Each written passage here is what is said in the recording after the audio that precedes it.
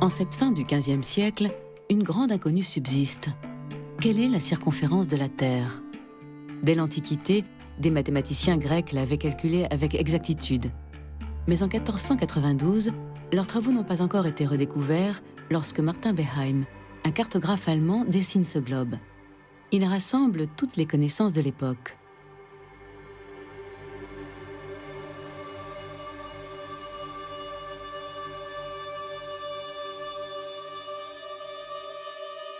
On y trouve les 3 continents connus, les terres habitées, les îles dans l'océan et surtout Cipango, le Japon que Marco Polo a décrit sans l'avoir jamais vu.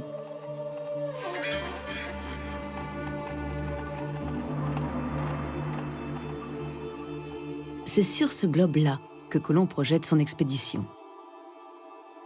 Il veut rejoindre l'Extrême-Orient, la Chine et l'Inde en passant par l'Ouest, suivant une direction que personne n'a encore jamais osé prendre. Lorsqu'il étudie la géographie de Ptolémée, Colomb découvre dans le livre la citation des calculs d'un autre mathématicien grec du IIe siècle, Marin de Tyr. Sa mesure de la circonférence de la Terre est encore plus petite que celle calculée par Ptolémée. Puisque cette Terre plus petite va dans le sens de son projet, c'est donc à partir des calculs de Marin de Tyr que le navigateur génois trace sa route vers l'Orient. Depuis la ville de Lisbonne vers l'Occident, il y a 26 degrés, chacun desquels équivaut à 250 000. Cette distance représente presque un tiers de la Terre, jusqu'à la très noble et grande ville de Kinsay, de laquelle on raconte des choses merveilleuses. He miscalculated famously the circumference of the Ces calculs concernant la circonférence de la Terre et la surface de l'Asie étaient faux. Et c'est ainsi que son estimation de la distance qu'il devrait parcourir s'est trouvée tronquée de plusieurs milliers de kilomètres.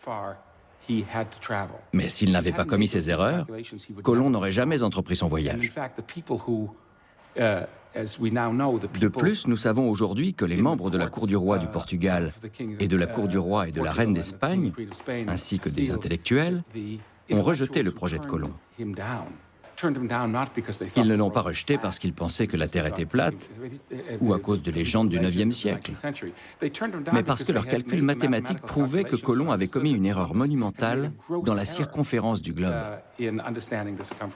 et que son équipage et lui risquaient de mourir. Leurs navires ne pouvaient pas transporter suffisamment de nourriture pour un périple aussi long. Ces craintes étaient justifiées, car Marin de Tyr a commis 2 erreurs. La première est de considérer que l'Europe, l'Afrique et l'Asie couvrent 225 degrés, alors qu'on sait aujourd'hui que les 3 continents ne s'étendent que sur 130 degrés. Les terres sont donc proportionnellement plus petites dans la réalité que sur le globe de Beheim et la surface des mers bien plus grande. La deuxième erreur de Marin de Tyr tient dans le fait qu'il estime à 30 000 km la circonférence de la Terre, alors qu'elle est en fait de 40 000 km. La distance qui sépare l'Europe de l'Inde est donc 3 fois supérieure à ce qu'imagine Colomb.